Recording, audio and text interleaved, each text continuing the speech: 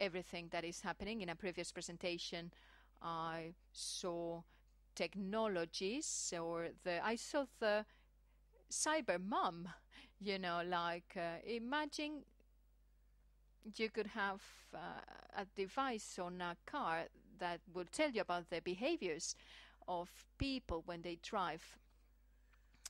And sustainability, another key factor in the people-led innovation era.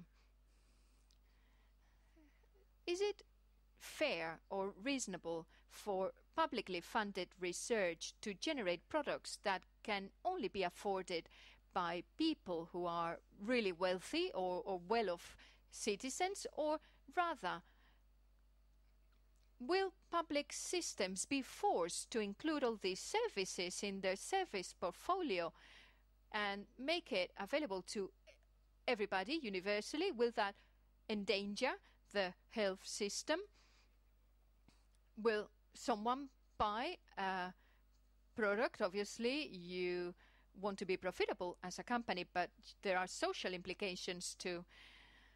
But let's take it from the purely business point of view. There is a market which is called the pyramid-based market, consisting of 1,000 million people, and they pay more for the same services than the Western world because there is corruption, forgery, and 1,000 problems that really will eventually cause these people to protest and really get organized and demand their rights to be exercised.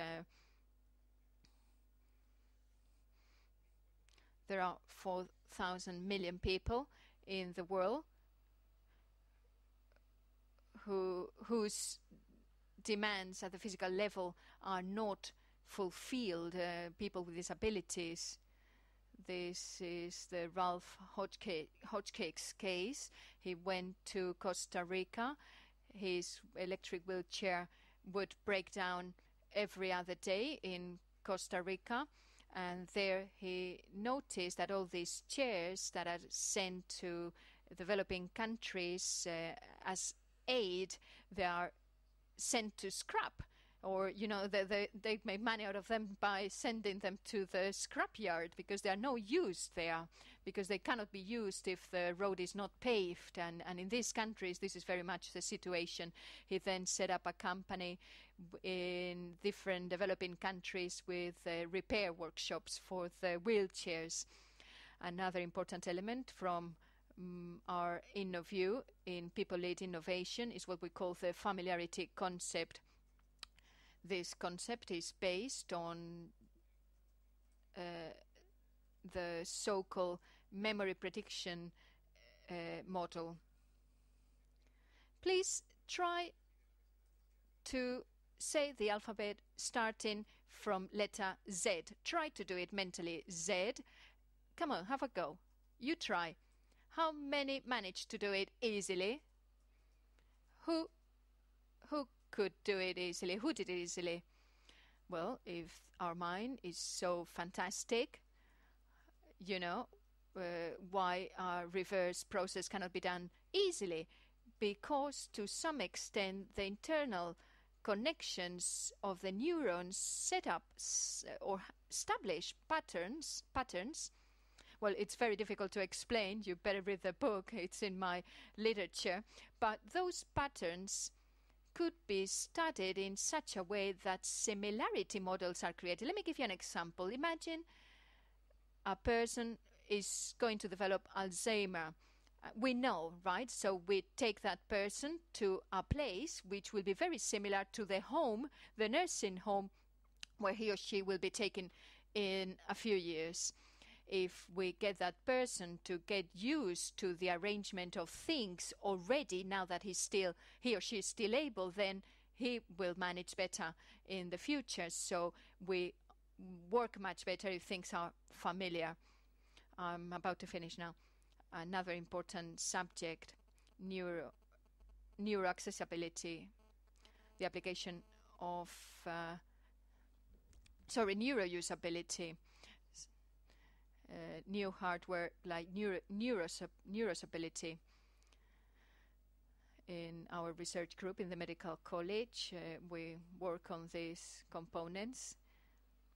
And I would ask you to take this concept, people-led innovation, as something which is only started. If you want to work with us in the construction of the model, we would really appreciate your contribution. We believe it would be worth your while. It is not particularly revolutionary, but it will really help to bring together all these components that are around us. And now what? Well, we will see three things in a very frequent way.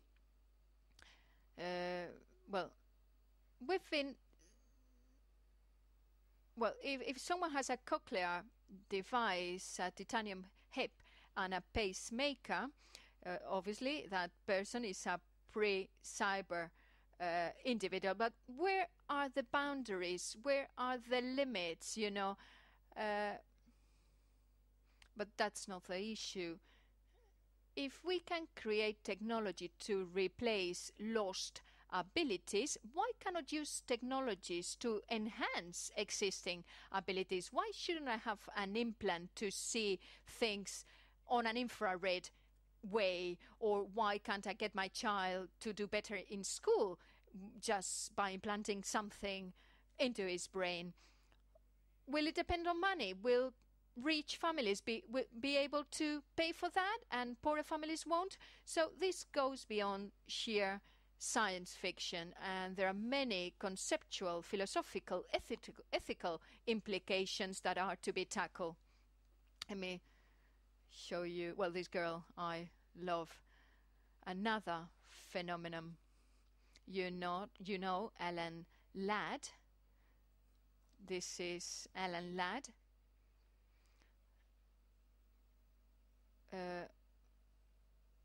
He was the first leader in a revolution against technology.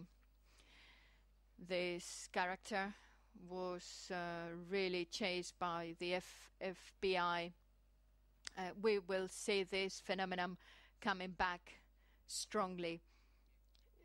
Unabomb. And of course, if you haven't read this book, I very much recommend it to you. The singularity is near. Apart from some elements, Ray Kurzweil, which would be more science fiction, many of the concepts he raises are tremendously important.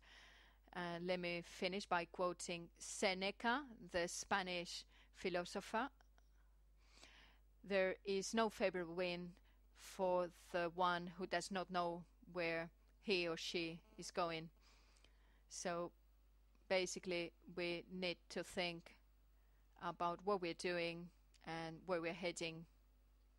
And here comes the little girl.